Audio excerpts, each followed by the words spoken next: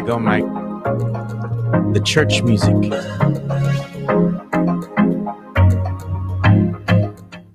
My name is Mike Jimenez, and this is the Alamo City Sportscast coming at you from the west side of San Antonio. West Bexar County also represented. It is Friday, TGIF, and thank God our Spurs beat the living crap out of the Oklahoma City Thunder last night. Again, my name is Mike Jimenez. Joe Garcia producing today's show. Co-producing is Steph Mejia. You know her as Chicana Fuerte over on Twitter. Go ahead and follow her as well. But this is going to be a big show because we're talking about what happened last night.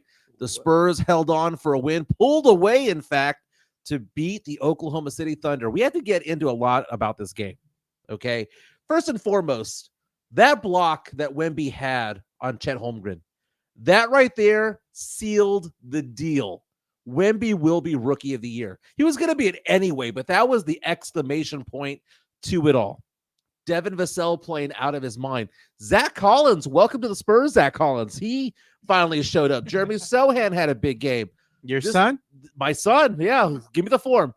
Maybe I'll sign it. Maybe I won't. But let's have a positive day today because Joe and I were talking before the show started, and I said, Joe, these wins don't come around very often. And I could oftentimes be accused of being a negative Nancy, just being somebody who looks at the bad side of things. And don't get me wrong, I could have that ammunition. But to be honest with you, I'm just so excited that the Spurs played well as a team yesterday.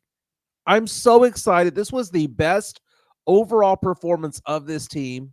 Happened on a leap day out of all days. And the Spurs have not had a lot of victories. And this was primed for them to lose this game. So we have a lot to get into when it comes to that. You're actually going to let us enjoy the win? I wanted to enjoy the win. and I tweeted out there earlier today whether or not we're going to have a nice, just let's all come together, hold hands, and just bask in the glory that it's Friday morning, that it is a day after a Spurs victory. Can we just bask in this glory, or are people going to have me descend into chaos when it comes to it all because they want me to be all negative? So we'll talk about that, okay?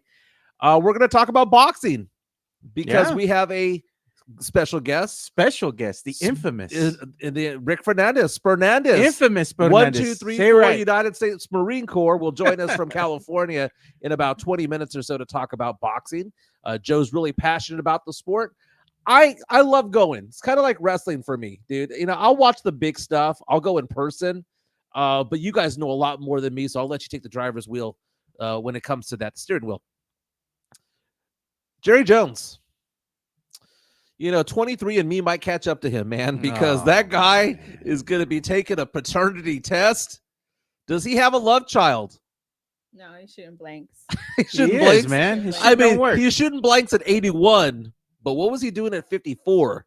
That's the thing, and that's how the math adds up, man. We have a lot to get into. We are exclusive. You know what? Check that.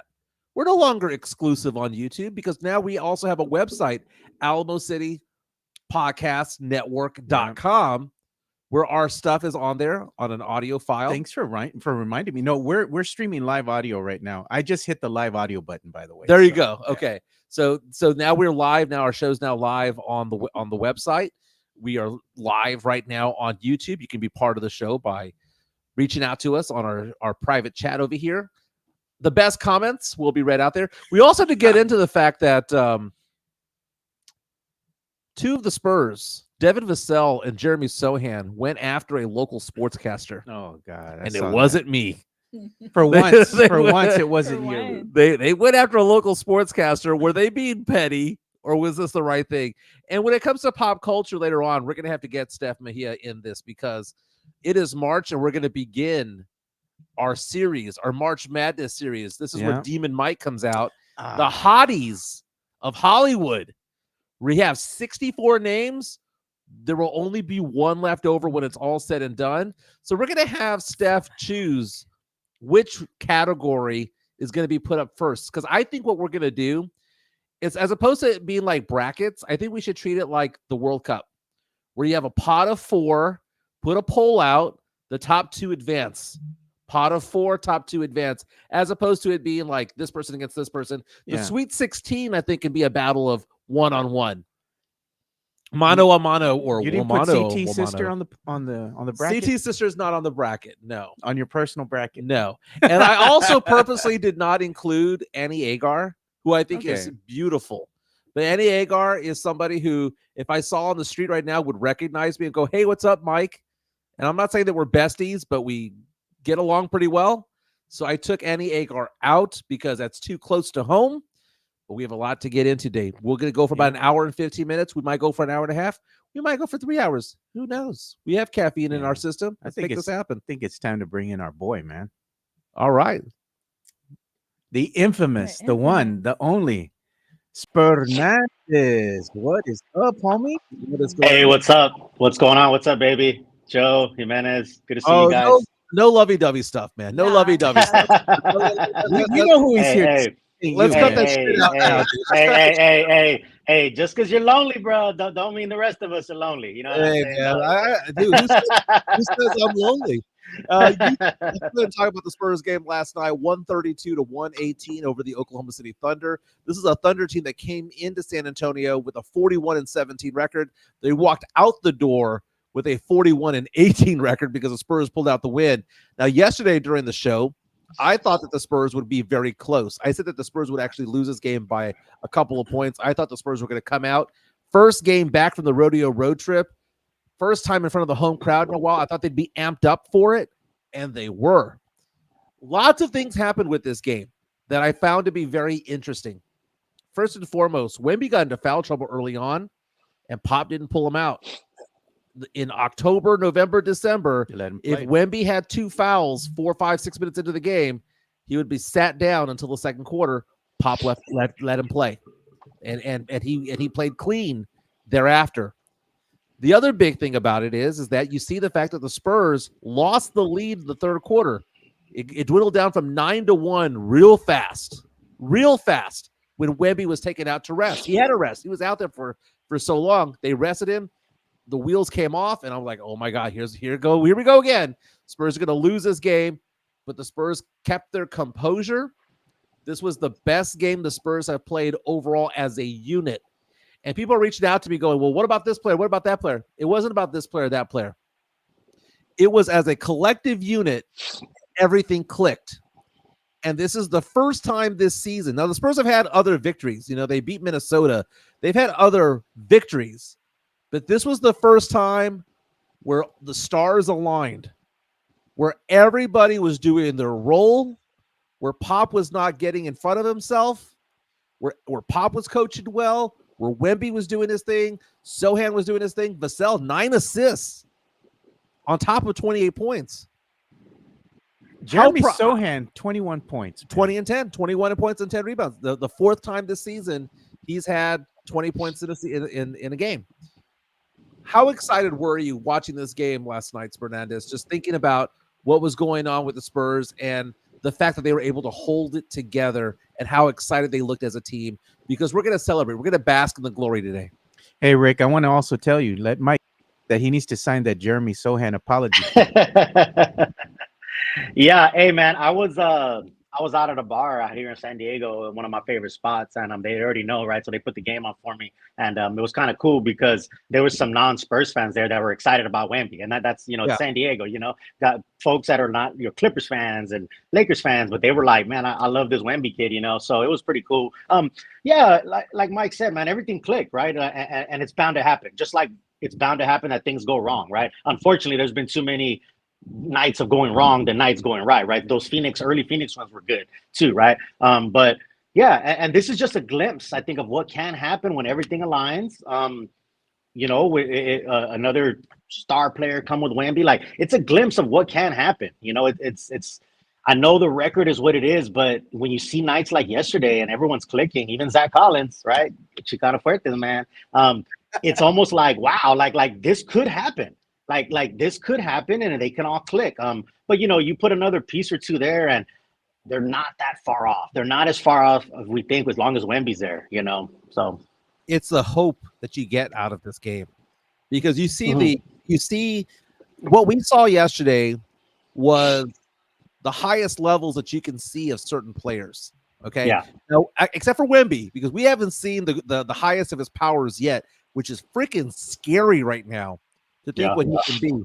But let's go over some of the stats over here. Victor Wembanyama last night, 28 points on 9 of 17 shooting, knocked down 5 out of 7 from 3, 13 rebounds, 7 assists, 5 blocks, including the epic one on Chet Holmgren, where he was like, top of the key, here's your ball back. And the best part about that block, Chet Holmgren fell on his ass afterwards. Yeah. Hey, Yeah. did you see that meme that somebody put out there? I think it was on Spurs Twitter somewhere. They put that Kimbe Mutombo. No. yeah. Hey, and don't get it twisted, man. That's a very good Thunder team who I mean, it's still battling for. There's no excuse. No, somebody was out. No, they were sitting like they were trying to win. They were trying to do their thing. Against the woeful Spurs. So again, a glimpse, like you said, of what could happen. The hope. They made the run. Devin Vassell, my man, dude. Devin Vassell has been balling. The month of February was really, really big for him, averaging 22.5 points during the month of February. Last night, 12 of 20 from the field, 28 points, 9 assists. Also had 2 blocks himself, 3 rebounds. Jeremy Sochan, 21 points on 8 of 14 shooting. Dude, Sochan did not have any plays called for him. He was just vibing out there. He was just out there finding his spot. And if he's going to be the 4th option on the team, then I'll sign the damn form. Okay, it's when he's the 2nd option on the team that I don't want to sign the damn form. But yesterday went out there, balled out. Zach Collins, welcome to the team. 5 for 7, 1 of 1 from 3, 13 points. You look at the 3-point shooting last night. The Spurs are the worst 3-point shooting team in the entire NBA. But last night, 19 of 39 for 49% from behind the arc. You take a look at the Spurs and what they did yesterday. I know that there's an excitement about the buzz and the fact that they were able to do all this, but so many stars had to align when it came to all this. Yeah. I'm just going to bask in the glory of the win for once and just let it be. Yeah, don't break it down and don't break them down too much. And then also, there's no place like home. Right. It's been a while since Yeah, that was a tough road trip. Right? What, 1 win? And like Steph said, them coming home, Wemby grabbing the mic after and saying what he said, like it just, again, that energy is just unbelievable. And I hate to say this, but I agree with Jimenez. If you bring in a Donovan Mitchell or a Trae Young, and Devin is now your 3rd option and Jeremy's your 4th, it's a wrap. That's that one little thing right there will take. I love Devin, I love Jeremy, but you're right, they're not 2 and 3, and there's nothing wrong with that. They're 3 and 4. There's nothing wrong with that. There's nothing wrong with admitting that. Now, immediately after the game, I don't think that Devin Vassell and Jeremy Sochan had showered yet, but they were already on Twitter firing off responses to people. Yeah. Don Harris of News 4 San Antonio. He Don united Harris, Spurs Twitter last night. Yeah, Don Harris. Yeah. He released a tweet at the end of the 3rd quarter saying, quote, low basketball IQ mistakes keeping Oklahoma City in it. Do you have it on Devin? screen? Yeah, I have it right here. Devin guilty again. Bad shots, bad decisions, bad turnovers, bad fouls. Spurs by 2 going into the 4th. Okay, here's the thing. I think he thought that the Spurs were going to crumble and fall apart like they always do. Yeah. Right? Because that's what we had talked about. The Spurs are a different team when Wemby's on the court when he's not. The problem is that Wemby can't play 48 minutes.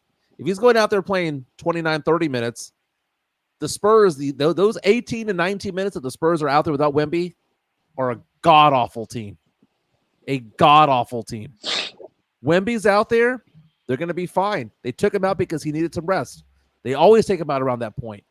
Oklahoma City went on a run. Don Harris goes ahead and makes this comment. And then all of a sudden, you see Jeremy Sochan enter the chat. You see Devin Vassell enter the chat and basically call Don Harris an idiot. What were your thoughts when they went after him on social media? Hey, you know what? I think like you said, it kind of unites it makes the fans feel good because it's like, hey, you know what? They do care, right? They want it. They got a little toughness, a little grit. It is what it is. I don't mind it. I mean, because at the end of the day, I mean, a couple of them, some of the Spurs will throw comments out on Twitter to folks, right? And it's a new thing, right? I know like old heads kind of think like old school players would have never done that, and who knows, right? But I don't mind it. I think it's a little moxie. I think it's the sign of our times. It's kind of little like, hey, shut the F up. Like, you know what I'm saying? Like, Yeah. believe, so I don't mind it at all. Now, Devin Vassell retweeted saying, "Stop hating, bro. Just enjoy the dub." Exactly. Don Harris Facts. responded back with, "No hate. Get paid to call it like I see it. Great finish. Big win for your squad." But he was getting bagged on. Don Harris was getting bagged man. on. Oh, yeah. And Don Harris has been just to let you know, he has been very nice to me over the past couple of years or so. So He's we're the not villain. But he was the villain yesterday. I was not the villain. Okay. And people were asking the question. Hey. Yes, go ahead. Go ahead. I know you want to say something. Oh, by the way, No. Jeremy Sohan Hey. talking about Don Harris saying, quote, on Twitter, he's just insecure. Good stuff today, my brother. Hey, I'll tell you what, man. In everybody's story, we're a hero and we're a villain. You know what I'm saying? So it depends on who's telling the story. At some point in your life, you're either a hero and you're the villain. And trust me, I've been both many times, right? So that's the way it goes, Let's go on video of the Spurs last night, courtesy of Ken's 5 and also Bally Sports. The Spurs last night, again, got off to a pretty decent start. And there's something about Devin Vassell that's changed. A light has turned on, some sort of switch. He's got some dog in him now, dude. man. The first shot that he made was off a 3-point miss. He got his own board and put it back in. The hustle plays that he's doing. I don't want to see Devin Vassell traded for anybody at this point. Okay, because Devin Vassell is a solid player, and defensively he's starting to bring it. He's starting to bring it around. Chet Holmgren, as we're showing highlights of the game, got off to a hot start. And I was thinking to myself, you know what? I don't want to see this game where Chet Holmgren comes to San Antonio, puts on 30 and 15, and then all of a sudden you start getting the whispers about, well, maybe Chet Holmgren should be Rookie of the Year. But instead, what do we see? We saw Victor Wembanyama assert himself defensively in the first half, and then in the second half become more of an offensive weapon. This is a guy, Victor Wembanyama, that everyone was gushing about today. SportsCenter on ESPN. Spurs are 12-48. Gushing about him. But I made a point of something yesterday. A point about Victor Wembanyama that I don't think a lot of people are focusing on. Defensive Player of the Year, right now, Vegas has Wemby as the second best odds behind Rudy Gobert. I think as the season goes on, I think Wemby's going to catch up to him. But I started thinking about first, second, or third team All-NBA. There's 15 players that get selected for All-NBA. Now, there were already 24 players selected for the All-Star game, and Wemby was not one of them. But did you know that in 4 of the last 8 years, there's been a player who didn't make the All-Star team that actually made All-NBA? And I think Wemby's going to make All-NBA. Now, I don't know if it's going to be first team, second team, or third team, but I think third team is very, very, very possible. Back in 2022, Pascal Siakam did not make the All-Star team, was All-NBA. Jimmy Butler the year before, Rudy Gobert twice in 2017 and 2019, and Manu Ginobili back in 2008 was not an All-Star, but he was third team All-NBA. Wemby's going to make an All-NBA team. Book it. And you know what? I made that comment yesterday, and I think it's going to catch like wildfire. It ain't me, but it's just something that I thought of in my head. I'm like, wait a minute. Shouldn't he be considered for this honor? Because the stats that he's piling up right now are pointing to that. And by the way, one last thing, Fernandez. Who was third team center last year? All NBA. It was Domantas Sabonis. And I'm gonna go over his stats here of Domantas Sabonis. Sabonis last year averaged 19 points, 12 rebounds, 7 assists, less than 1 steal, and half a block. Wemby, 20.7 points, which was more than Sabonis had. 10.2 rebounds, fewer than Sabonis, but still respectable. 3.3 assists, fewer than Sabonis, but 1.3 steals and 3.3 blocks, way more than Sabonis. And on top of that, Sabonis was not considered to be someone that was going to be vying for Defensive Player of the Year, whereas Wemby is. I think Wemby's going to make third team All-NBA. Hey, we have a quick $5 chat here from the Drew Show, man. Drew's saying, shut the F up. I'm on a team that has won 12 games. Although Wemby is an all-world talent, sure that's the Mamba mentality y'all chirp about. He's talking about, I guess, Wemby coming in and playing great in the fourth, but he's still saying, like, Yeah, we do respect. We Yeah. thank you for the tip, by the way, and also thank you to Sean Quintero also, who bought us a $20 beer earlier this $20, week. yeah. Man. So thank you so much for that. He called me about this game as well. We're gonna be positive today. Yes, exactly. There are a lot of things that we could fire off. But there's a lot of things that we can fire off. Okay. But and I will say this, everyone pump the brakes a little bit. People reaching out saying that Pop is finally showing that he's coaching his ass off and that it's coming into fruition. People coming out and talking about Sochan, people talking about all of this and the other. We can have that debate another day. We can have that debate on Monday. Spurs still on path to have the worst record in franchise history. Okay. But let's have a debate today. Let's have no debate today. Let's just have it be where we're just glad that the Spurs won. And it's so funny because I think that last year we had the team tank versus team we hooping, team playing. I think that right now the big debate in Spurs Twitter is team we like the guys we got versus team we need to go after a star. And that's the big thing. But you mentioned this earlier, Fernandez. We're joined by Rick Fernandez from the United States Marine Corps. We know him as Fernandez on Spurs Twitter. Marco Vasos just sent us a $2 tip. So Very thank nice. you for that. Appreciate that, my He man. says American standards a la verga. But the Spurs obviously are missing a number 2 guy. They're missing a number 2 guy. We got the 1, Wemby. We got the 3, Vassell. I'll go ahead and say that if Sochan is the 4th option on the team, then we got the 4. So we're missing 2 and 5. And we know what positions they are. It is powerful. I mean, it is point guard, someone to bring the ball up the court, or it is maybe a 3, a small forward type of player. Spurs going out there and getting a Trae Young is going to be expensive there, Fernandez. It's going to cost you Kellin, probably another player, and at least 3 or 4 first-round draft picks. If you're the hologram Brian Wright, do you do it? Yeah, that's the $1 million question. I mean, I think, again, at the end of the day, like bringing a Trae Young, bringing a Donovan Mitchell, bringing anybody is going to be expensive. I mean, but as we've seen, this team they have to show something. They really do. So I love Keldon.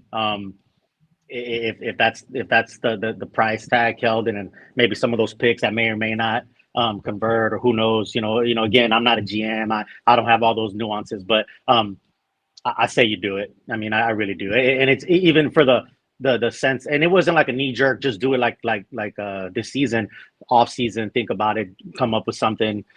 You get a guy like Trae Young, and if you could keep a couple of your own picks, if they get a top 3, their own top 3 pick or whatnot next year, you find a 3, a small forward there. I think it's doable. And yeah, I know it's a lot, but again, keeping all those picks and just continuing to roll the way you're rolling, I mean, it'll be tough. Something's got to give. So various reaches out to us from our YouTube stream saying, "Stop it, dude. No one wants Keldon Johnson. They want Devin Vassell."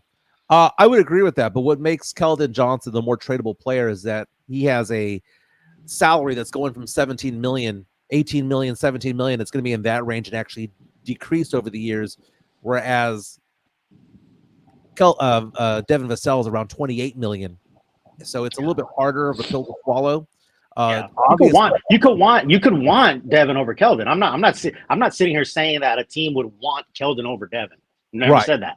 But like you said, there's all these nuances. There's not a lot of leverage for Atlanta. Like they're gonna, I mean, at the end of the day, they probably want the picks. Right. And if they throw in an extra player like Keldon, so be it. So yeah, like again, people get into these conversations of like, oh, you're saying that somebody wants Keldon over Devon. I didn't say that. Nobody said that. We're just trying to talk about the nuances of how it may play out. Right. And right now the Atlanta Hawks are kind of like Kevin Costner in draft day. I just want my future back. Right. Because the Spurs have their 25 pick, their 27 pick, both of them unprotected. The Spurs also have their swap option in 2026.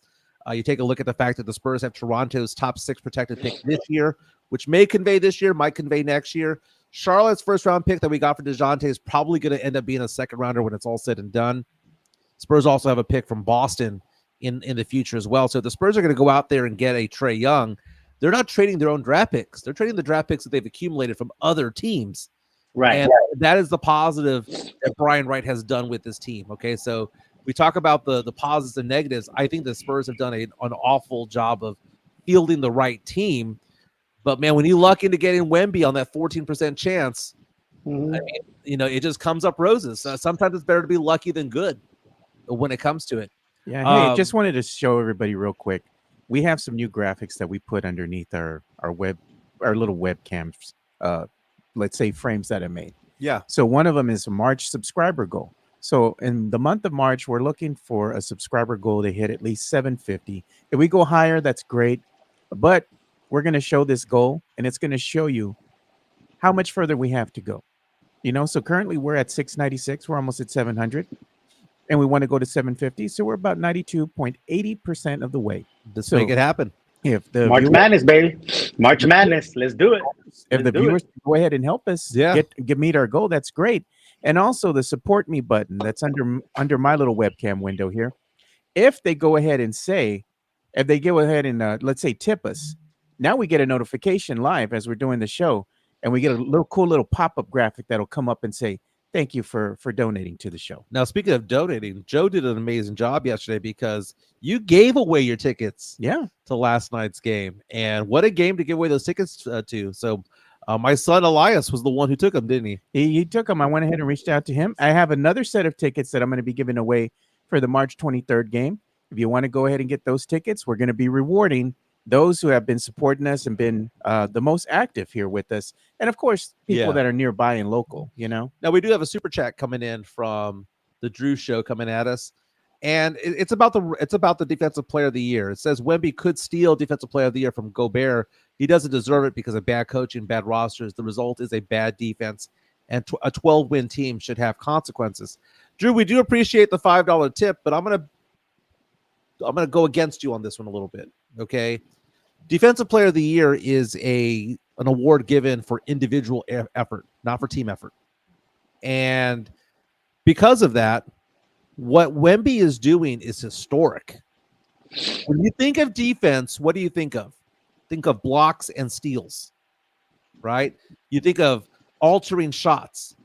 Who is better than that in the NBA than Wemby? There's a stat that I brought up yesterday that I had never heard of before, which is stock. It is a combination of steals and blocks. And when you combine the two, Wemby is by far the leader in the NBA of that. It's like more than 50 than the second place person.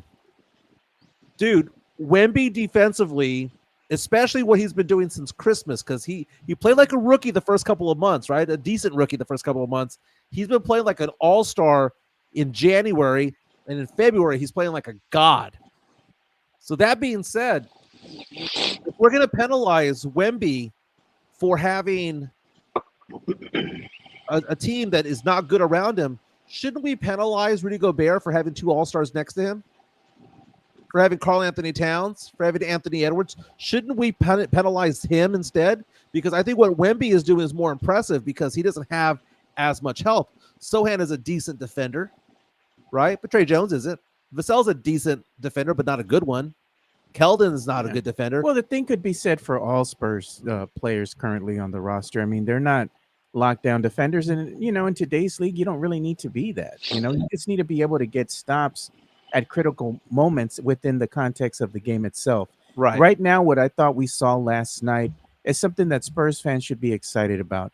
You saw a team starting to finally figure some things out, figuring out how to win and what it takes to win at a high level, meaning you have to get in there and go for another gear. And I think we saw Wemby switch up and go to another gear and take over in that fourth quarter and just said, you know what? I'm going to stay in the game. I'm going to go ahead and will this team to victory. And I think it was just a different vibe. Some of the other players, it seems like they felt it too. They were determined. They all played excellent for 48 minutes. They played really good basketball, except for the beginning. Got off to a little shaky start, but they started getting a lot better as the game went on. I liked what I saw last night. It's showing you that the team is starting to figure things out. Maybe they're going to start learning what it takes to win a game and play better from here on out to close out the season. I think part of it from last night was the fact that it all started to click. And when you have a positive vibe coming from one player and another positive vibe coming from another player, it just becomes just like infectious. It becomes It's infectious. winning infectious, yeah. goes losing, right? Mhm. Yesterday, sometimes the rim looks small, but yesterday I bet you to all the players it looked like the size of a hula hoop, right? It looked like they could just make bucket after bucket. One thing I'll say about Sochan yesterday, which I'm kind of confused about, and we're not going to negative town today. Your son. We're not going to negative town with him, right? He's your son today, Sochan. But Take a left. Don't take a left in the negative town, bro. I'm not taking a left. Yesterday, he always plays with a high motor. Okay, Yeah. Doesn't mean that I always agree with what he's doing with that motor, but he always plays with a high motor. Yesterday, even when the Spurs were winning, he seemed to be frustrated and angry. He had a frustration foul 70 feet from the basket. And there were certain plays where somebody would score. Maybe it was his guy, maybe it wasn't. But he would stomp and clap his hands, but not in a, hey, guys, let's get going. He seemed to be angry yesterday. And I've always seen him intense. But yesterday he seemed angry. Did I see something wrong there, Rick? No, I think you're right. I don't know if he was maybe angry at himself or if he was just kind of like, I think he really wanted this one, man. I think he, Yeah. you know, and like you said, I think that's the infectious part. Wemby wanted it. It was against Chet. Everybody knows the chatter. OKC's one of the top teams. Just got back from the rodeo road trip. Like you said, I think all the stars aligned, and it was just one of these where, man, he wanted it bad, right? And that's good, right? He's like, again, we got to remember, he's a young kid too. You know, he's a young guy. And he wears his heart on his sleeve, and like. Maybe it's a good thing for him to kind of play that way, you know. And again, like you said, it's an enigma. There's days where he's out there and he looks like he doesn't know how to dribble. And then there's days where he's out there, you know, like looking like a world beater, right? And I said this to there's days where I can't chew bubblegum and tie my shoe at the same time. And then there's days I'm doing all these great things. Like as is life. I mean, I can't explain it. I really can't. I can't explain it also, but that's a good way of putting it because we don't know what we're going to get from him. We're not going to go to negative town. So he had a great game, a 20-10, fourth time this season with 20 points or more. Joe and I were at the game where he had over 30 points, and it seemed like he was doing it for me because we were in the fifth row. And he saw Mike. He saw me and got pissed. No, I'm just playing. He's more mad at Don.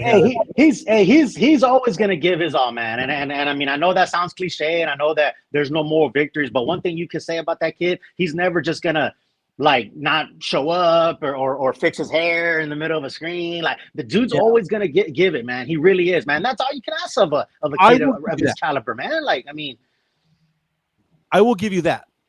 He does care. And if you care, you're gonna try. And if you try, you're gonna try to build some skills around it. But Devin Vassell, man, going back to him real fast. This is the Devin we've been wanting for the longest time. When he was drafted out of Florida State 4 years ago, this is the Devin Vassell that we wanted. This was the guy, and I don't know if you and Spurs fans might think that I'm full of shit when I say this, but I'm not. My favorite college player that season that I followed was Devin Vassell out of Florida State because he played with Patrick Williams. James Pleasure. That was the COVID year that they didn't get a chance to go to play. You know, that Florida State team would have made some noise. Who knows? But that was the COVID year that, you know, March Madness got canceled, right? It was Devin's a year and Patrick Williams and those guys. That Florida State team was something. Pledger and I were James Pledger from San Antonio Sports Star. We would watch the games. Typically, Florida State would play 11 a.m. on Saturday. And at the time, James and I were doing a radio show Saturday mornings that ended at 11. So we'd sit there and we would fantasize about Devin Vassell being a Spur. And when it was pick number 11 and the Spurs were on the clock and Vassell was still there, I was like, oh my God, they're going to do it. They're going to get Vassell. And they got Vassell. Vassell has been, I don't want to say a disappointment. It's just he's not as good defensively as he was in college, but he seems to be getting a little frisky defensively. He's poking the ball out. He's swiping it. And now his points per game is 19.3. He'll probably finish the season around 19.5. Just on the track that he's the pace that he's going at right now. But my goodness, he's playing at such a high level right now. It's so nice to see. We are in positive town right now talking about the Spurs right now. The Spurs coming off their 12th victory of the year. Again, that's not a lot of victories. We will pump the brakes on Monday, okay? Because between now and Monday, the Spurs will have another game. They've got a game Sunday against the Indiana Pacers. So we're going to pump the brakes a little bit. But it was nice to see. It was really nice to see. Joined by Fernandez, United States Marine Corps, 1, 2, 3, 4, United States Marine Corps. Hoorah. Thank you for your service, my man. It's my pleasure. We're gonna stick It's my around. pleasure. You want to talk yeah. boxing? You want to talk? Let's We'll talk boxing. Yeah, absolutely. A little bit later. This is called the deep tease. We don't have commercials in here. No. It's called the deep tease. We're going to talk a little bit in a moment about. That's what she said. About Jerry. That's what I'm talking about. We're going to talk about Jerry Jones having to take a paternity test, or at least he's trying to avoid one. What would it be like for Cowboy fans if we find out that Jerry Jones, in fact, does have a love child from back in the 90s? So this love child is what, 40 now or 30 or what's going on? Well, you know what? Let's get into this real fast. So 90s baby, another 90s baby. Let's just knock this one out. We love our 90s babies, that's for sure. So Jerry Jones is being taken to court by a woman named Alexandra Davis. She's 27 years old. And she states that she believes that Jerry Jones is her biological father. Okay. And a judge on Wednesday, according to the Associated Press, rejected an appeal from Jerry Jones of a paternity case that was brought by Miss Davis. And there was another separate lawsuit. And people are asking, well, is she after money? She's actually wanting to find out, right? So I don't think she's suing for money. She's suing for the truth. Now she's 27. But money will come, though. But money will come if it's the truth, right? I mean, okay, so her mother worked for American Airlines in Arkansas back in the 90s, and apparently she claims that her mom and Jerry Jones hooked up, and she also claims Ma High Club. I don't know if it was Ma High Club, but it could be, right? I wouldn't doubt it. But she claims that her mother has received $375,000 over the years and has gotten lump sum payments in a trust when she turned 21, 24, 26, and 28. So she's like, well, why is this money coming my way? Yeah. She claims that her mom signed an agreement stating that the NDA, the non-disclosure agreement, but the last payment was at 28. She's about to be 28. So she's there saying, okay, Daddy, are you my dada? And there's a Texas law that's now on the books that says you have to give a paternity test if brought into a suit. And Jerry Jones is now trying to fight the constitutionality of that.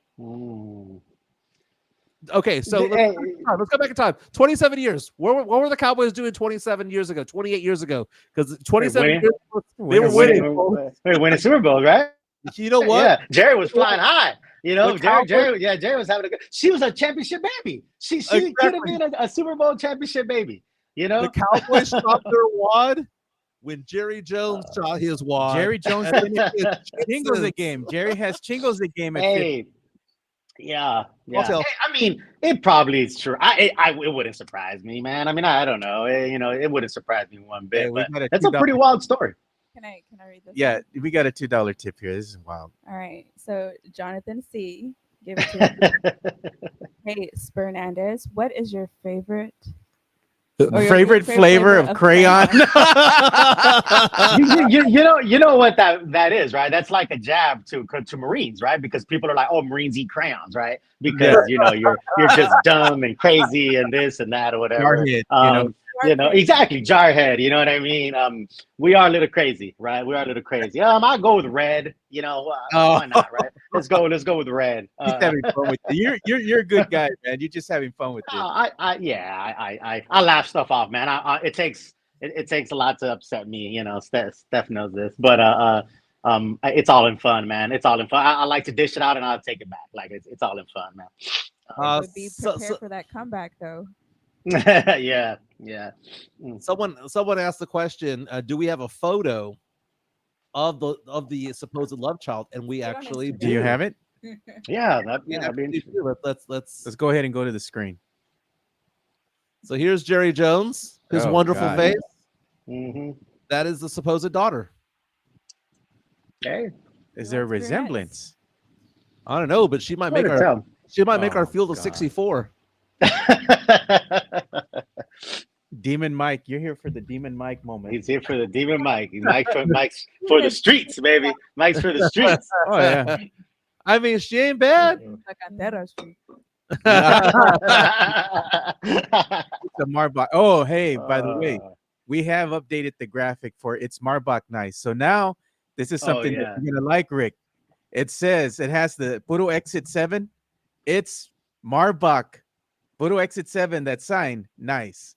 So we gotta send you one over there. What do you think of the phrase "It's Marbach Nice"? Because Jonathan C., who gave the Crayon comment, was the one who brought it up, coined it. Okay, he coined the phrase. So we will give him credit, right? But we're not giving him any royalties. Screw that. That's what you get in our chat. But we were talking about the fact that I went to go see a movie, The Iron Claw, over at Westlakes. And Joe was all excited on the show going, oh, that place is nice. And I'm like, I mean, is it? I mean, I've been to Flicks, and Flicks is amazing. I've been to Alamo Draft House, and those are amazing. Palladium's amazing. And I was like, Westlakes was just like, and then somebody responded with, well, it's Marbach Nice. Marbach Nice. As somebody who is a veteran of Exit 7, John J. Grad, what are your thoughts to the phrase "It's Marbach Nice"? Hey, I like it. I do. I like it. And I'll tell you why. Because I think that's just nuances in anything. And I'll give you an example. In the military, we say stuff like that, right? And again, I got my baby here, so I'm talking about back in the day. You're on ship, right? And there's young ladies on ship that are in the Navy or whatever, and guys will say, "Hey, she's ship hot." Right? Okay. Like she's ship hot. Like now, when you get off board, when you get on shore in Spain, Italy, Greece, you who are you again? But when you're on ship, she's ship hot, right? Or she's whatever. So it's a relative concept, right? So basically, saying it's Marbach Nice, it's like, yeah, for Marbach, it's nice, right? Hey, you come out to San Diego, it's a whole nother story, right? So I like it. Is the reverse of San Antonio 10 is a Miami 6? Is that the? It's in the family. Look, we got a $5 tip, Mike. We got a $5 tip from your boy Elias. Look what it says. Mike, how did you find out? How'd you react when you found out you were my pops? He wants back child support. I think people think that you're actually my son. I mean, I think more and more people are thinking that. Tata. Mari comes out. You are not the father. And the guy's like dancing and doing all that. And yeah. Dude, okay, so I one time, tall tale time, and not a tall tale. This is just a funny story. I was refereeing a basketball game in New Braunfels and San Marcos in that area about 4 or 5 years ago, and the kid that was arguing with me about a call, looked like I looked when I was his age. And I just remember looking at him thinking to myself, where's your mom? Because I went to Texas State. Like, where's your mom? Where's your mom? I got to see your mom. So, yeah, it's kind of crazy. If you come across like your own doppelganger, it's kind of funny. Joined by Fernandez, Rick Fernandez over there in the San Diego area, United States Marine Corps. We know him as Fernandez in Spurs Twitter. We're going to talk a little bit of boxing. Yeah, let's. Joe, take it away. What's going on in the boxing world these days? There's quite a bit going on in the boxing world nowadays. I mean, we got some fights coming up. PBC, man, they're going to be having a fight that's coming up on Amazon Prime now, which is going to, Amazon Video, should I say, Prime Video. That's going to be their new home. So we have a match that's coming up on March 30th. So that's something that we're going to be looking forward to here, especially if you're a fan of boxing. PBC, we were kind of wondering what was going to happen with it, and now that it's found a new home on Amazon and they have this big fight coming out. What do you think about that, Fernandez? Yeah, man. March 30th, you got Isaac Pitbull Cruz against Rolly Romero. That's a big one. That's a good one. Pitbull Cruz gave Tank all he could handle. He took Tank to the distance, and he's a tough dude. Pitbull Cruz was always in the mix to fight Ryan and different folks. His name's always out there. Rolly Romero, the dude's a character. If you ever seen him, he's a character. He could sell tickets. He fought Tank. He got knocked out by Tank, but he's always a fun fighter. Yeah, it's interesting to see the business side of this stuff, right? So Al Heyman runs PBC. They were kind of talking about they were going to go under, things like that. They moved to Amazon Video and Prime and the platforms, right? You got DAZN. Back in the day, it was like HBO, Showtime, right? We grew up watching fights on HBO and Showtime. And ESPN and whatnot. Now, right, they're starting to do just like anything else, like the apps, right? The Zone, ESPN Plus has an app, and so the fights are getting away from cable, going to these other platforms. So yeah, I'm excited for PBC going to Amazon, and I think that Rolly Romero Isaac Cruz is a good way to kick it off. Yeah, definitely. So I'm excited for that. Like you were saying, that's a great way for Amazon to kind of showcase what they have coming up. As far as this is the premier fight that they have right now. We're looking forward to even bigger and better things that are going to be happening with Amazon and PBC in the near future. Hope they keep on bringing together a great mix of fighters, to showcase really what this network can go ahead and show for the fans, because every network has its own little, let's say niche that it caters to. So I'm excited to see what Amazon's going to do. I love the comment from Jonathan C. on our YouTube stream. Ryan Garcia looks like he was partying hard with Oscar. The way he was man. Let me tell you, man. Something's wrong with Ryan, man. So something's going on with him. If you watched any of these press conferences, and like he something's up with that kid, man. And the Ryan Garcia, Devon, it's a fiasco. These press conferences, man. Like Ryan is like arguing with people in the crowd, and he just seems so jittery. And he was on. They were both on First Take. They were both on First Take. And Devon is professional. Devon is doing what he's got to do. And I like Ryan. I like both fighters. I lost $500 on Ryan and Tank, by the way. And Spurs and Salsa, John Dyer gives me crap because I convinced myself that I thought Ryan's style, his length and his speed could give Tank trouble. I really thought he could. It was kind of like an Amir Khan thing. But anyway, but anyway, I like Ryan. Actually, I met Ryan. He lives out here in the San Diego area, right? I met him at a beach one time. Super nice kid, really, really nice. This was a couple of years ago, but yeah, something's off about him lately, man. I don't know what his deal is, man. Him and Oscar got something. Yeah, big time, man. I heard when you said that. That's pretty shitty, man. I met Ryan too. I was like, hey, you gonna be on my show? Yeah, I'm gonna be on there. We're scheduled. Blah blah blah blah blah. Yeah. And then hour number 1 goes by. Nope. Hour number 2 goes by.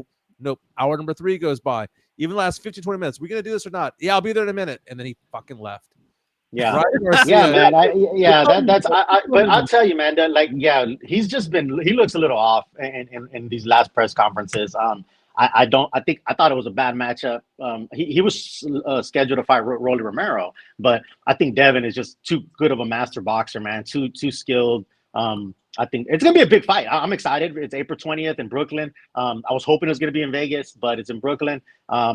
It's gonna be a big fight. It's gonna be a big event, and that's for sure. But Ryan has all these other things going on with Floyd and Oscar, and it's more of a show for Ryan, where I think Devon is all business, ready to get in the ring. Yeah, what were you saying, Steph? I said along with him and divorcing the mother of his child. Yeah, true. So yeah. Ryan's got a lot going on.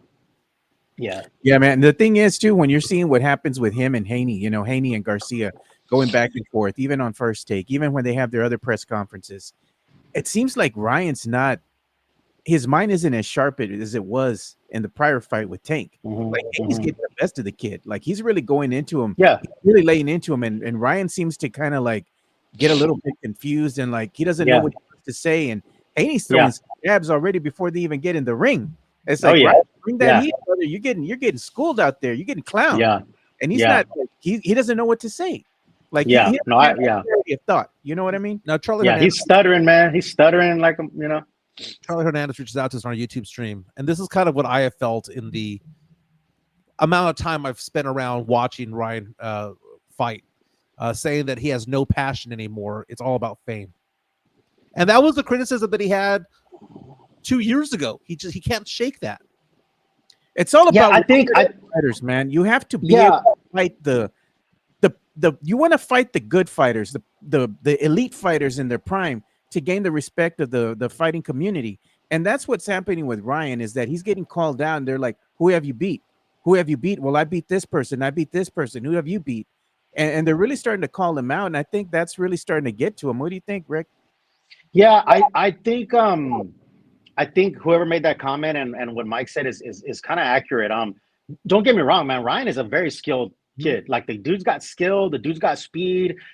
He's a skilled fighter, but I think he's more interested in being a celebrity than a fighter, right? And again, hey, nothing wrong with that. If that's what you want to do, that's what you want to do. I get it. In this generation of YouTube and social media, like I think I think I give him credit for going against Tank, but I think he realized, and so did Floyd and everybody, that there's like the levels of Tank and Shakur and Devin and Ryan is not at that level. And nothing, no shame in that, because that is a very elite level of fighters. So now Ryan is like, hey, I'm going to cash out. I'm going to make money. I'm going to sell tickets. He's looking at it as a business, from a business standpoint, I think. We need a breaking news, some sort of confetti party. Do we have anything like that? Do we have any graphic? Yeah, I got something for you, man. All right, bring it on. Breaking news. Celebrate good times. Come on. During the show, we just crossed over 700 subscribers on our YouTube page. We are at 704 now. So not only did we pass 700, we're already on our way to 750, baby. 750. Nice. Hey, man. Spurs win a game. We get 10 subscribers like that. Hey, much love to everybody that tunes in, and this is like a homegrown, you know what I mean, a grassroots thing, man. So it's pretty awesome seeing everybody rally around this and supporting. Like, it really is, you know. So kudos to Joe, all the work that you've done, man. Like it's amazing, and Jimenez, obviously. But hey, bringing you all in too, man. It's all about keeping it. Yeah. You know. Don't forget, we do have a website now, AlamoCityPodcastNetwork.com. Again, that's AlamoCityPodcastNetwork.com. I dare you to go on there, check it out. It's a beautiful looking podcast. Again, we have live streaming audio of our show, so it's not only this show, Alamo City Sportscast, but it's also the Fantasy Gods. It's also Two Shots Podcast is also featured on there. Generation Duo.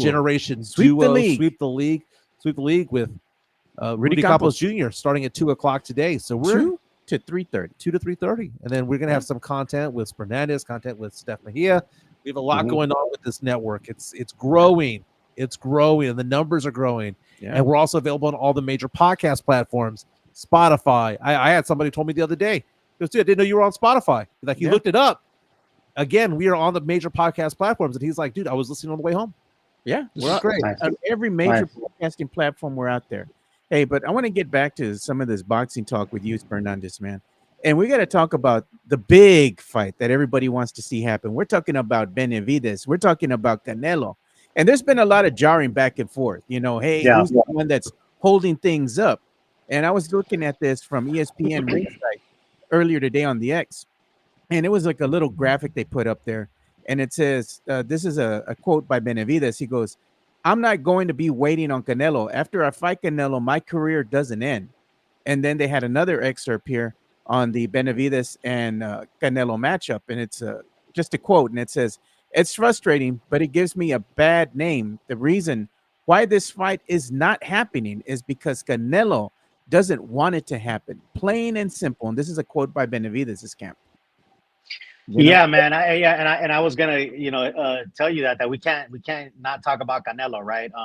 Canelo is the face of boxing right now, right? It went from Floyd, then Pacquiao, De La Hoya, those days, and I think Canelo right now is the face of boxing, right?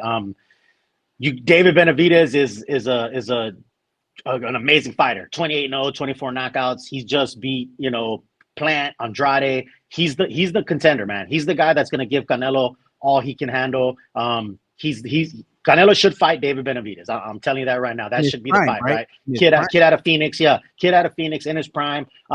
Here's the thing, and people could disagree with me on this. And this is no different. Sugar Ray Leonard back in the 80s got accused of ducking Aaron Pryor, right? Aaron Pryor came out and said, hey, I used to know you before you were Mr. Leonard, and now you don't want to fight me, right? You took those old 80s. I love those old 80s fights. So this is nothing new. When you become an elite level fighter like a Canelo, like a De La Hoya, like a Pacquiao, like a Mayweather, I'm talking about that level. You do run your own business. You want to get to the point where and I'm not saying you duck people, but you pick and choose what makes sense, what's a business. sense for you, who you want to fight and all that. I don't buy that any fighter, any boxer is afraid to fight another boxer. Like them personally, like of course, like I don't think Canelo's like afraid to fight Benavidez, but from a business standpoint, which it does suck that life isn't so easy where hey, just fight each other. What makes business sense, right? So I think Canelo and his people are looking at somebody like Jaime Munguia, who is a solid fighter. He's 43-0, 34 knockouts. His resume isn't where it needs to be. I think his best win is against John Ryder, who Canelo went the distance with, and Ryder and Munguia just knocked out Ryder in 9 rounds, right?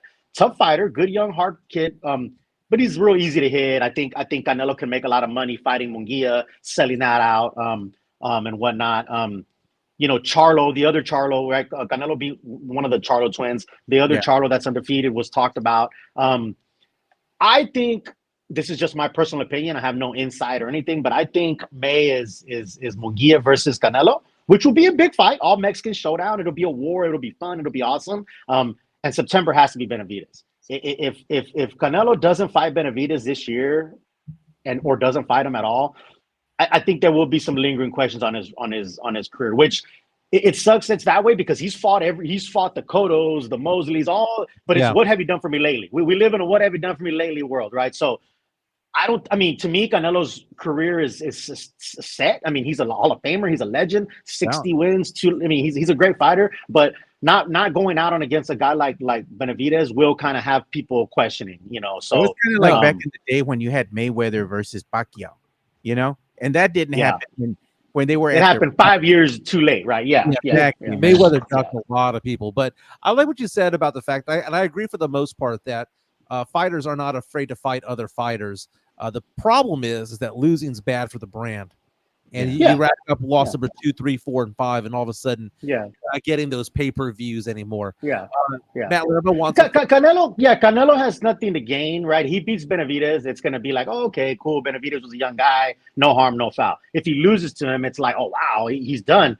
Again, fighters shouldn't go in there thinking like businessmen, but the reality of it is what it is. And like Jimenez just said, it's a brand thing, right? When you become that at that level, it's a brand thing. But I hope the fight gets done. I really do, because Benavidez is a very, very capable fighter. And if anybody can beat Canelo right now, I would say it's Benavidez. Hey, so Matt wants us to go ahead and plug the space that we're going to be doing. We're going to be doing a joint spaces today after this show ends. Go ahead and look at Matt Lerma on Twitter, or you can go ahead and look at Two Shots Podcast on the X, basically. And we're going to put a link out there where you can enjoy the Twitter spaces that we're going to be having. So after Matt Lerma, man, puts together some good Twitter spaces, man, and he gets a lot of people in there, and there's a lot of discourse in there and chaos, but it's a good thing. It's a good thing, though. And they're lengthy. They're like 3 hours. 3 hours. Long. I know, man. I know. Yeah. Some of those spaces are longer than the movie Titanic. Yeah. Says, don't forget, it's Flashback Friday. Sweep the League. I'll sweep the league today. So they're going to be going on from 2 to about 3:30 Monday through Friday. So after you hear the Twitter spaces, after this show is over, you go to the Twitter spaces, and after that is over, you transfer over to Sweep the League. So you have a full day. Alamo City Sportscast all day, baby. Now let's get some entertainment in here, because I need Steph's help on this. We need segment. the bump. We need the bump music. Yes. Okay, here we go.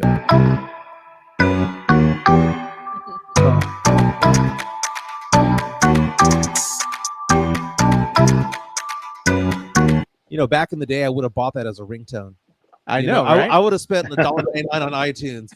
Okay, so let's talk about entertainment, and it's not so much entertainment news today. We're not doing TMZ, Variety, People, or anything like that. We're talking about what entertains us. Okay. It is March 1st. It is my birthday month, so my birthday's in a couple weeks. Birthdays. Today is my oldest brother's birthday. Happy birthday to the oldest brother. Sweet man. So here's the thing. March Madness is all about brackets, right? The bracketology. March 10th, we're going to have all the tournaments begin for, the Big 12 championship and the Southland Conference and AAC and all that stuff, right? Then March Madness begins the week after that. So we're going to have a March Madness right now to try to figure out who is the hottest person, the hottest celebrity out there, okay? Ladies only, okay? And so we're doing some brackets, but the most I think about it, the more I think about it is that we're going to have 64 names. 64 names. And I am having these brackets being done in 8 different categories. And today, Rick and Steph are going to come to a consensus as to which category we're going to put on Twitter first.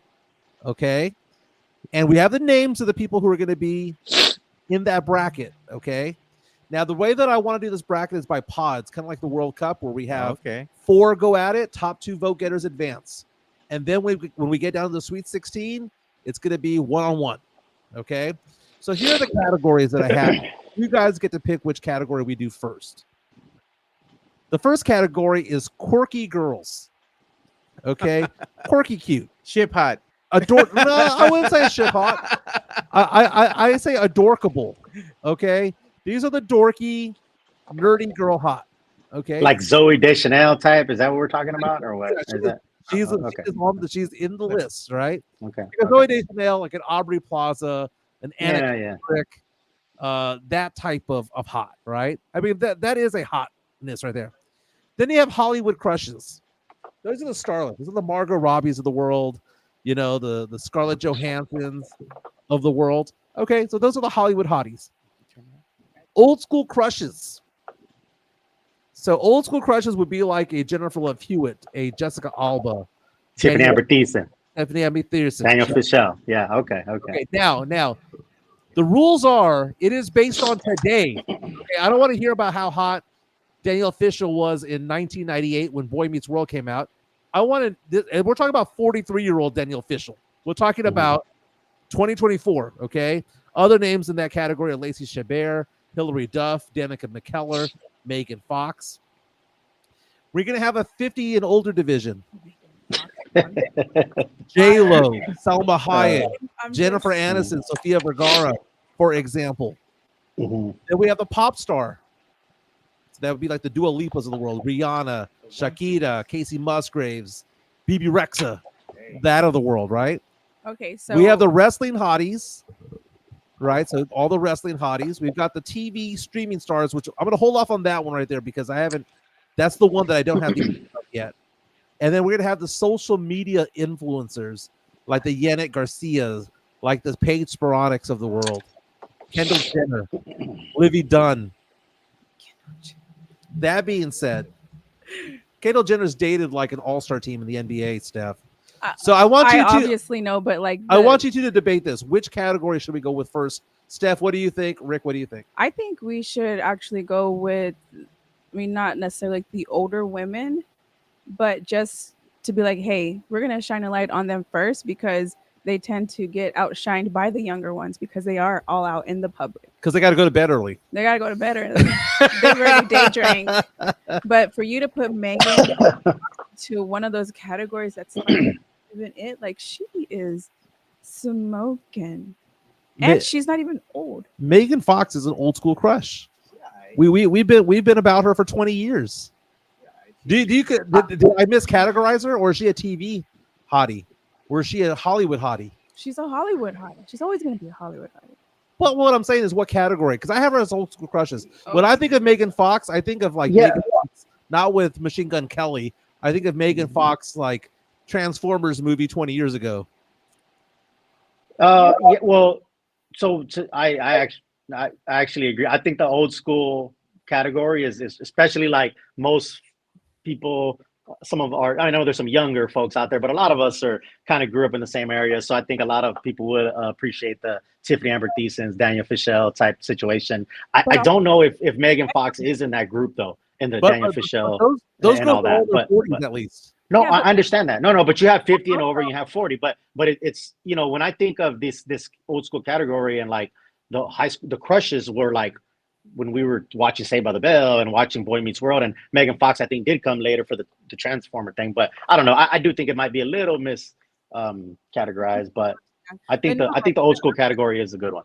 I want to go with the older women because we need to put some respect on their names. They are still bombshells, and I want to see them hold up to like these youngins because guess what? Like we love our bodies. We get mistaken for younger people, and I'll flip my hair to that. Like let's go older women because Salma Hayek, man, she's on my list all day and every day. Well, there you go. She still had it her. Yeah. Well. Yes. There's a name I'm gonna throw out there because of the 50 and older. Okay, we have Jennifer Lopez, who's in her 50s. These are all 50s and older. Salma Hayek, who's in her mid 50s.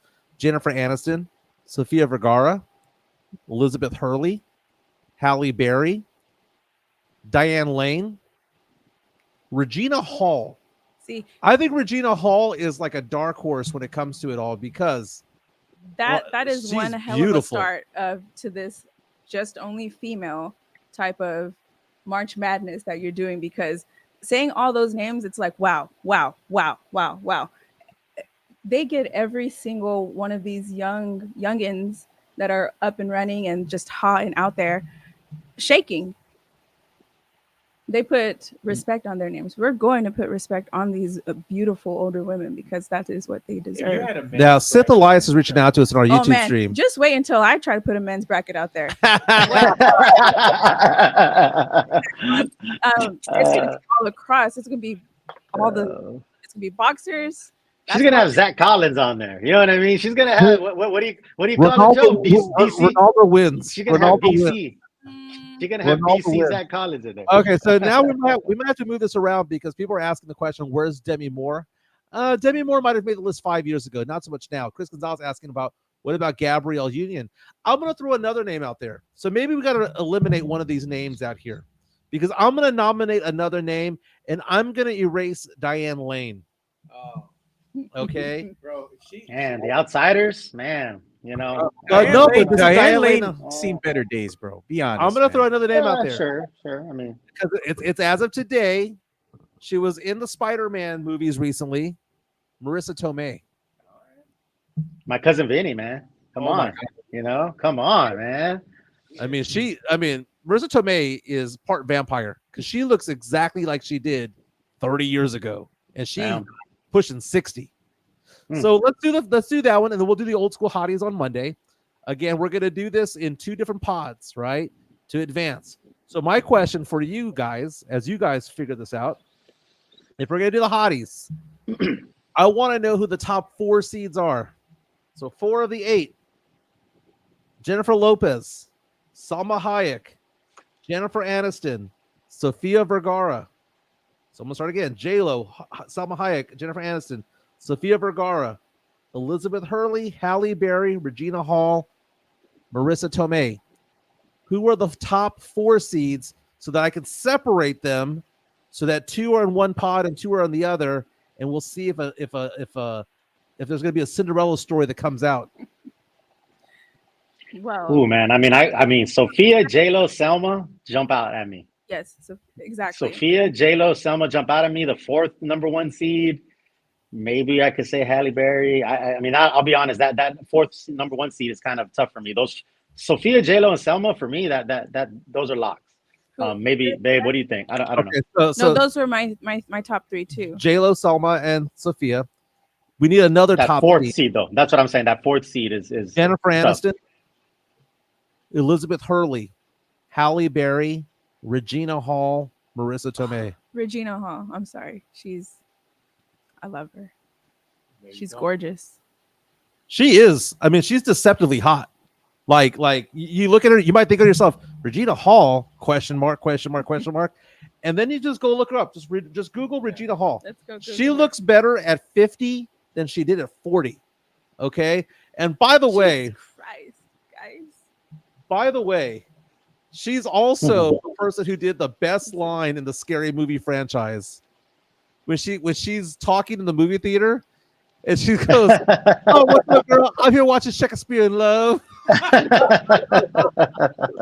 is her. She was stupid. 25 years later, smoking hot. It happens. I think that's our top 4. Okay, I can buy that. I could buy that. We're gonna go with it. We're gonna go with it.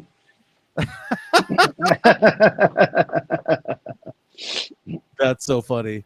James Molina reaches out to us and says Salma is the 1 seed. Sith Elias says Salma is the 1 seed. James Molina coming out of nowhere. I like it. Monica Bellucci. I mean that's a good one as well. Favorite type of fruit too.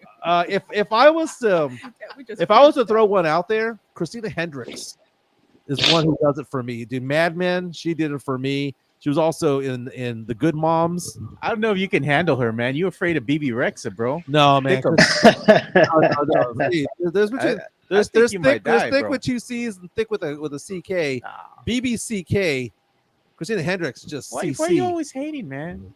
'Cause You she want was- them to 'cause build she for was- speed or what? Oh, Big girls need love too, Mike. dude, big girls give it the better love, man. This is what it is. Keep you warm, bro. Yeah. I don't think Mike can handle a big girl, man. No, that's Nah. what I think. Nah, you can't. For the love, Yeah. love. Give her some love, Mike.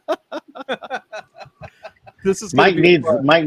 Mike needs a special woman, man. Mike has a lot of needs, man. You know. You need Uh, somebody to yeah. calm him down, That's dude. okay. I okay, need yeah. I need someone to realize that from 10:15 to about 11:30, 11:45, I'm Demon Mike, but I'm Nerdy Mike every other time at work, and then I become Nesio Mike later on. I'm like That's different lying things. on the floor at the Rock. Edmund is asking the question: is there a play-in match tourney? The answer is I going like to be that. yes. I The like answer is that. going to I be like yes, that. because Yeah, I yeah. think what we're going to do. I did see it. We're not going to say it, Joe. Shut the fuck up. Elias, my Elias, your son son coming with in. the burn of the day. Mike is the big. Oh. Mike is the big girl. Oh, that wins. bro. That wins. I like it. I don't I think like people it. know that I see them as they come in. I like it. I I was like like, it. I felt the burn from my own son. That is brutal, man. That is Nothing brutal. beats the Castro burn, though. That one was That's like a good next one. level, Oh, bro. what was that one again? Oh, they said Castro and Sons. Mike said, "I'm 46," and it's like Oh my god. he goes, "46 is both his age and his waist size." Out of nowhere, dude. That was is brutal. funny. He's 6 inches off, but then again, so does, Oh, but still, Yeah. it is what it is. Yeah. I wear 40s, or I'm trying to get back into the 30s. Trying to get back into the 30s. Isn't that what most men say, that they're 6 inches off?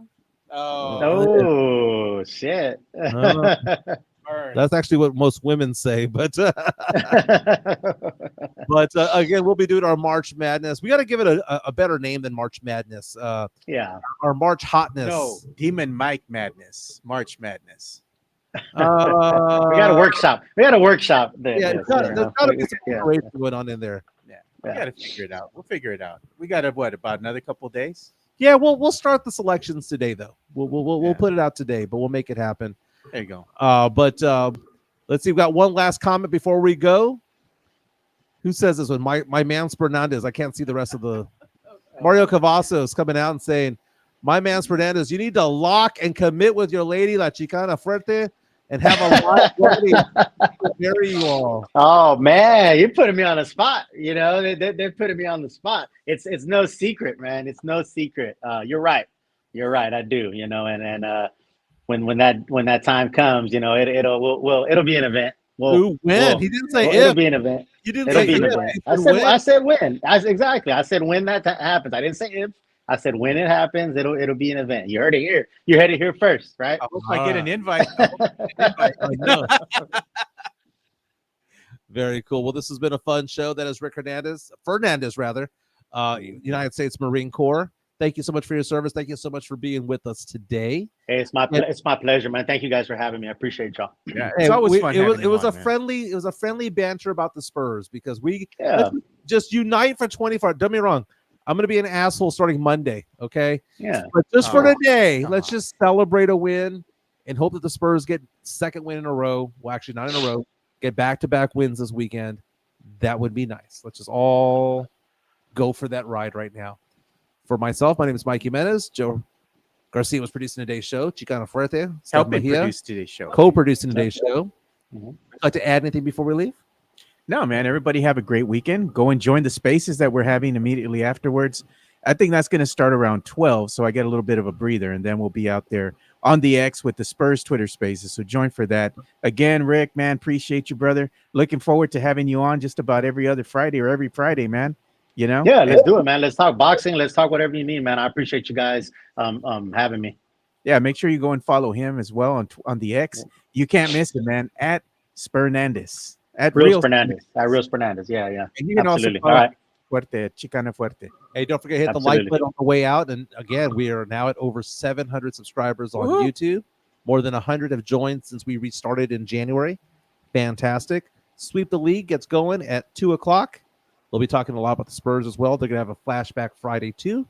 It's been fun. Everyone have a safe weekend. And if you drink too much, that's what Uber's for. Talk to you guys tomorrow. Absolutely. Love Hey, you, baby. Monday. Peace.